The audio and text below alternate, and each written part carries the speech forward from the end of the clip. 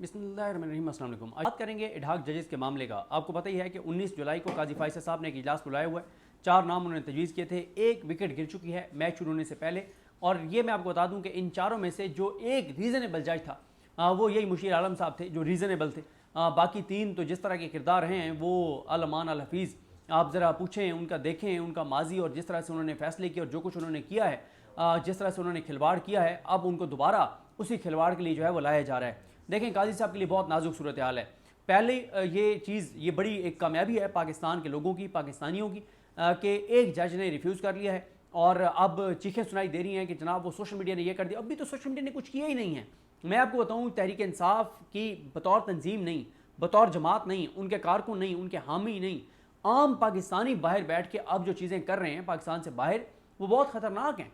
अब आप देखें ना, मैंने लास्ट वीडियो में जिक्र किया था कि ट्विटर के ऊपर ट्वीट्स आ रहे हैं जिसमें ये कहा जा रहा है कि ये अब मुशीर आलम साहब के अलावा जो 3 जजेस हैं, इनका डाटा लोगों से मांगा जा रहा है, लोगों को कहा जा रहा है, और ये इसका ज़ाहिर है पीटीआई पे इसका पीटीआई के बैकलैश भी आ सकता है और रिएक्शन भी पीटीआई के लिए आ सकता है। क्योंकि जब पीटीआई इस तरह का कोई यानी चाहे वो आम ओवरसीज़ पाकिस्तानी ये चीज़ करेंगे, लेकिन उसका इल्ज़ाम पीटीआई पे ही आएगा और उसका इम्पैक्ट आएगा। ऐसा नहीं कि इम्पैक्ट नहीं आएगा। जो एक ट्विटर के ऊपर एक कंपेन चली हुई है जिसमें कहा जा रहा है कि ये 3 जजेस हैं, जस्टिस रिटायर्ड मकबूल बाकिर, जस्टिस रिटायर्ड मज़हर आलम मियाखेल, जस्टिस रिटायर्ड सरदार तारिक मसूद, इन 3 के बारे में जो एक सोशल मीडिया पे कंपेन चल रही है और कहा जा रहा है कुछ ट्विटर अकाउंट से कि हमें इनका डाटा जो है वो दें, इनके दामाद कौन हैं, इनकी फैमिली मेम्बर्स कौन कौन हैं, वो कहाँ कहाँ पे हैं, कैसे इस निज़ाम से जुड़े हुए हैं।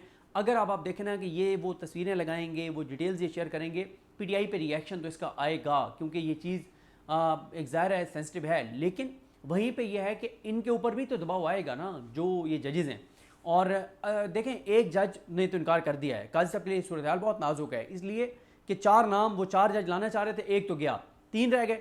3 में देखें, एक चीज़ तो ये है कि एक इनमें से ना बड़ा मकरूह किरदार है, बड़ा नीच घटिया किरदार है, वो जो साजिशी बहुत घटिया किरदार है, वो असल वो किरदार है, वो तज़ब्ज़ुब का शिकार है।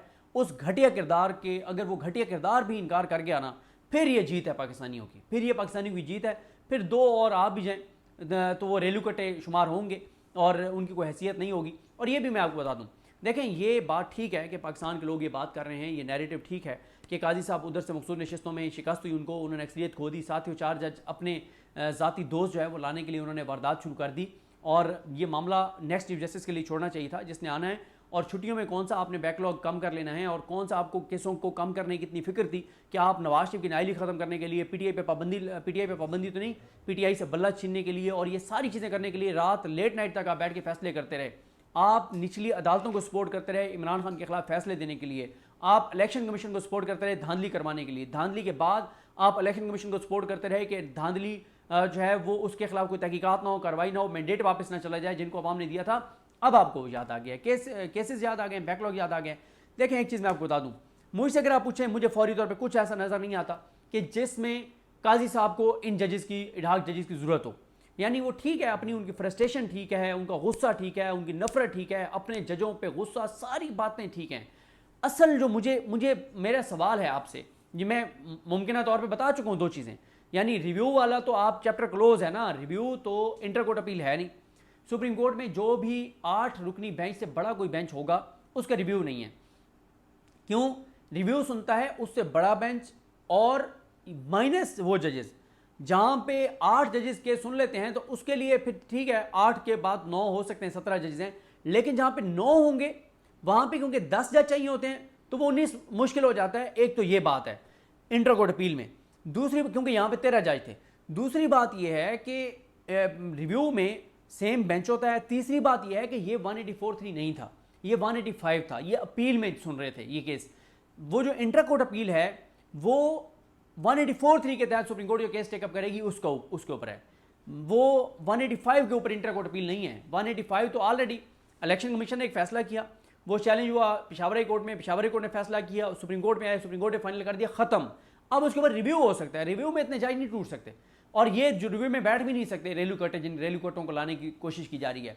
और मैं हैरान हूं कि थोड़ी सी बंदे के अंदर शर्म, हया और गैरत होती है कि आपको रिटायर हुए भी इतना अरसा हो गया है और अब आप जो है, पहले आप सरकारी नौकरियां आपने निगरान हुकूमतों से ली हैं, एक वहां पे जो है वो लग गया निगरान वज़ीर आला, और उसने जो फस्तायत यजीदियत, और मुझे तो समझ नहीं आती है कुछ लोगों की कि ये इमाम हुसैन का नाम कैसे ले लेते हैं। यजीद के साथ, यजीदी निज़ाम के साथ खड़े होकर जुल्म करके जबर करके ये नाम इनके ज़बान पे इमाम हुसैन का कैसे आता होगा, मैं तो हैरान हूँ।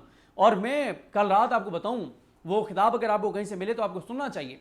अल्लामा राजा नासिर अब्बास साहब ने एक बड़ा ज़बरदस्त खिताब किया, मैं कोशिश करूँगा उसके मैं क्लिप्स ट्विटर के ऊपर लगाऊँ। 9 और 10 मुहर्रम की रात 12 बजे उन्होंने जामे इमाम सादिक G9 में है इमाम बारगाह, वहाँ पे उन्होंने बहुत ही शानदार खिताब किया। और मैं आपको बताऊँ, वहाँ पे मोस्टली, मैं खुद उधर मौजूद था, मोस्टली वहाँ पे नौजवान बैठे हुए थे और हज़ार लोग उनको सुन रहे थे।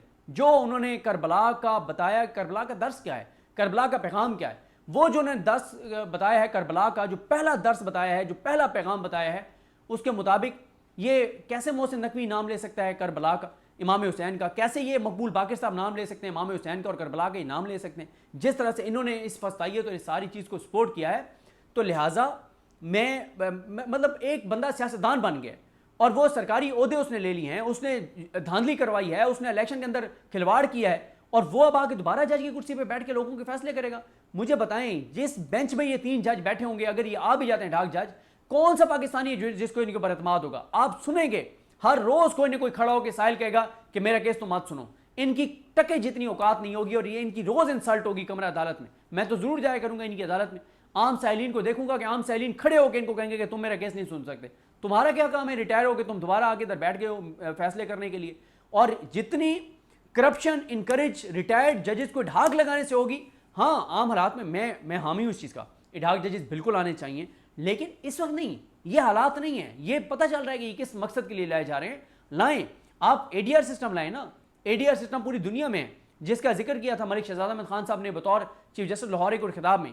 आप एडीआर सिस्टम लाएं और एक अल्टरनेट डिस्प्यूट रेजोल्यूशन का जो है वो एक सेटअप होता है, एडीआर सिस्टम होता है, तो आप उसको लोगों के मामलात को हल करें वहाँ पे। आप मुझे बताएं, अगर आपको इतना वो था, आप लेके आते ना जस्टिस इब्राहिम खान को, उस वक्त सुप्रीम कोर्ट आप ले आते, आप जस्टिस इब्राहिम खान को उस वक्त आप ऐसे करते कि आप उस वक्त ये जज पूरे करते और आप उनको ढाक जज ले आते। इब्राहिम खान जैसा जज, chief justice Peshawar high court, क्या कमाल जज था। अभी भी आप उनको ऑन बोर्ड लें वहाँ पे केपीके में, केपीके हुकूमत को ऐसे ही करना चाहिए, एडीआर सिस्टम वहाँ पे लाना चाहिए और जस्टिस इब्राहिम खान साहब, जस्टिस रिटायर्ड इब्राहिम खान साहब को वहाँ पे जिम्मेदारी देनी चाहिए। तो अब एक तो बात मैंने आपको बता दी कि रिव्यू में ये नहीं बैठ सकते, कोई ऐसा सच मुझे नहीं नजर आता सिवाय 2 चीज़ों के, कि ये 9 मई ये केसेस इनके पास लगाएंगे इनको ला के, ताकि इमरान खान के खिलाफ फैसले करवा सकें। दूसरा, पीटीआई के लिए अगर वो आता है, रेफरेंस आता है तो, लेकिन वो भी मैं आपको बता दूं, रेफरेंस अगर आएगा पीटीआई के खिलाफ तो वो 1.5-2 माह चलेगा, डेली बेसिस पे सुप्रीम कोर्ट को सारे काम काज छोड़ के उसके लिए बैठना पड़ेगा। असल सवाल वही है जो कल का दिन बड़ा अहम है, कि एक इनमें से बड़ा मकरू किरदार है, उस मकरू किरदार का देखना है कि वो हाँ करता है या ना करता है। और देखना तो ये भी होगा कि जो जुडिशल कमीशन का इजलास है, जुडिशल कमीशन के इजलास में जो जजेस हैं वो क्या करते हैं, वो क्या कहते हैं इनके बारे में, कितने से, क्या 9-0 से फैसला होता है, 5-4 से होता है, 6-3 से होता है, ये देखना होगा। और ये भी देखना होगा जो हसनात मलिक साहब बात कर रहे हैं कि ये पहले ही डिसाइड कर लिया जाए कि कॉन्स्टिट्यूशनल इशूज़ में ये नहीं बैठेंगे, पॉलिटिकल इंपॉर्टेंस के केसेस में ये नहीं बैठेंगे, बल्कि ये सिर्फ बैठेंगे जेल अपीलों में। और मैं आपको बता रहा हूँ, जेल अपीलों में भी आप इनको रिटायर्ड जजेस को बिठाएंगे ना, आम साइलिन आके इनके ऊपर उंगली उठाएंगे और खड़े होकर इनकी आंखों में आंखें डाल के कहेंगे कि तुम मेरा केस नहीं सुन सकते। भाई ये तो अब ये रिटायरमेंट के बाद पता नहीं कितने लोगों से इनकी यारियां, दोस्तियां, ताल्लुकात, वो अब मार धाड़ उन्हीं के ये आएंगे मामलात और पैसे और चीज़ें और ये सारी चीज़ें। तो मैं ये समझता हूँ कि ये एक काजी साहब फ्रस्ट्रेशन में ज़रूर कर रहे हैं और आप देखेंगे कि ये चीज़ भी इनके ऊपर उल्टी पड़ेगी, क्योंकि एक तो देखना है ना कि 19 को होता क्या है जुडिशल कमीशन में, कितने एक से फैसला होता है, उसके बाद ये आते भी हैं, ये नहीं आते, ये आते हैं तो लोग इनके साथ क्या करते हैं, वकील इनके साथ क्या करते हैं, इनकी एक टके की इज्जत नहीं होगी। इनकी पहले भी इज्जत कोई नहीं है, जब ये जज थे तब भी इनकी इज्जत कोई नहीं थी, और रिटायरमेंट के बाद भी ये काबिल नफरत हैं। ये दोबारा आ जाएंगे तो कौन सी इनको इज्जत मिलेगी, कोई इनको इज्जत कोई नहीं मिलनी। लोग इनके बहुत खिलाफ हैं, पाकिस्तान के लोग इनके बहुत खिलाफ हैं। काजी साहब फ्रस्ट्रेशन में ये ज़रूर कर रहे हैं, सिर्फ एक दिखाने के लिए या एक मैसेज। एक बंदे ने बड़ी ज़बरदस्त बात की मुझे, मेरी उनसे बात हुई, उन्होंने मुझे कहा कि ये क्यों ला रहे हैं। मैंने कहा मुझे तो समझ नहीं आती क्यों ला रहे हैं। 2 ही चीज़ें हैं, एक 9 मई के केसेस जो आने और एक पीटीआई वाला रेफरेंस, उसके अलावा मैंने कहा किसी चीज़ में इनकी अभी ज़रूरत नहीं है। उन्होंने कहा कि मुझे ये लगता है कि काजी साहब जब अक्सरियत खो बैठे हैं और उसके बाद पूरे पाकिस्तान में एक माहौल बन गया, निचली अदालतों को एक मैसेज चला गया, यहाँ तक कि जुडिशल मजिस्ट्रेट मलिक मोहम्मद इमरान ने सनम जावेद वाला तारीखी फैसला दे दिया, तो ये इडहाक जजेस लाने वाली खबर चलवा के और इनको ला के काजी साहब एक मैसेज निचली अदालतों को देना चाहते हैं कि नहीं नहीं नहीं नहीं, खबरदार, अभी मैं ताकत में हूं, अभी दोबारा मैंने अक्सरियत बना ली है। शायद काजी साहब ये मैसेज देना चाहते हैं निचली अदालतों को कि दोबारा मैंने जो अक्सरियत है वो गेन कर ली है। लेकिन मेरा ख्याल है कि निचली अदालतें इतनी बेवकूफ़ नहीं है, निचली अदालतों को पता है कि ये काजी साहब जा रहे हैं और मुमकिन नहीं नज़र आता अब इनकी एक्सटेंशन या इनको बरकरार रखना, और इसलिए काजी साहब बहुत फ्रस्ट्रेट हैं। अब जो ये लोग कहते थे कि वो जी एक्सटेंशन काजी साहब नहीं लेना चाहते, नहीं लेंगे, एक बार उन्होंने कहा कि मैं एक्सटेंशन नहीं लूँगा। अगर उनको एक्सटेंशन की जरूरत नहीं है तो वो मखसूस नशिस्तें क्यों देना चाहते थे चोरों, डाकुओं, लुटेरों को? 2 तारीख अक्सरियत क्यों पूरी करवाना चाहते थे? तो सूरत हाल जो इडहाक जजेस वाली है उनके ऊपर दबाव बहुत ज़्यादा है, और कोई इंतहाई इंतहाई इंतहाई इंतहाई को बेशरम इंसान ही होगा जो इतनी ज़्यादा क्रिटिसिज्म के बाद, इतने ज़्यादा लोगों की तरफ से तबर्रे के बाद भी कहेगा कि हाँ मैंने जज लगना है। और मैं आपको बता चुका हूँ, ये बात आप हर पाकिस्तानी को बताएं, आम पाकिस्तानी को बताएं, रेडी वाले को बताएं, रोक के बताएं उसे कि तैयार हो जाओ, तुमने टैक्स ज़्यादा देना है, क्योंकि 50 लाख रुपए में एक जज पड़ेगा। ये ढाक जज जो काजी साहब ला रहे हैं, 50 लाख में कम से कम एक जज पड़ेगा आपको, मुझे, हम सबको, जो आप टैक्स देते हैं। तो फिर आपको महंगा पेट्रोल, महंगा डीजल, महंगी बिजली खरीदनी पड़ेगी, ताकि ये जो रिटायर्ड इडहाक जजेस आ रहे हैं इनकी, क्योंकि इनमें से एक तो बड़ा शदीद बीमार भी है, उसको फ़ायदा ये हो जाएगा कि जैसे ही वो दोबारा भर्ती होगा तो वो सारी उसकी दवाइयाँ, उसका सारा इलाज वो आपके और मेरे, हम सब के टैक्स के पैसों से होगा। तो यार अगर आपने ये इलाज अपना करवाना है तो किसी वेलफेयर ऑर्गेनाइजेशन को कह देते हैं, आप बता दें, कोई ज़कात सदकात अतियात में से आपको पैसे दिलवा देते हैं, कोई ये अल खिदमत वालों को या FGRF वालों को या इस तरह की किसी तंजीम को कह देते हैं, फ़लाई तंजीम को, वो आपको पैसे दे दे। आपने ज़रूर इस मुल्क के साथ खिलवाड़ करने आके और अवाम के टैक्स के पैसों से आपने इलाज करवाना है। तो पता नहीं, मैं हैरान हूँ लोगों की हिर्स, लालच किस हद तक लोग गिर जाते हैं। बहरहाल देखते हैं चीज़ें कैसे आगे बढ़ती हैं। मुझे अपनी दुआ में याद रखें। अल्लाह हम सबका हामी नासर। अल्लाह हाफ़िज़।